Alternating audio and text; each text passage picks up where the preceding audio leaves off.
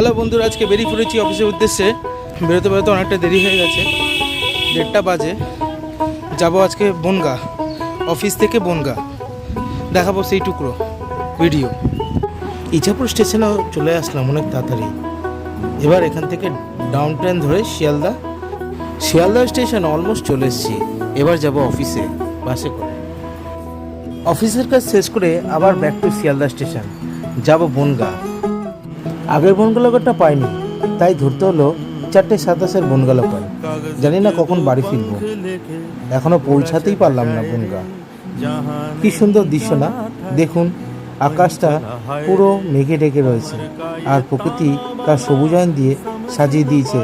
ফিরতে ফিরতে অনেক রাত হয়ে গেল। যখন নৈহাটি স্টেশন থেকে ট্রেন ধরলাম তখন ঘড়ি কাটা প্রায় 11টা ছুঁই। আবার দেখা হবে আগামী দিনে নতুন একটা জার্নিতে। ততক্ষণ আপনারা সুস্থ থাকবেন আর ভালো থাকবেন।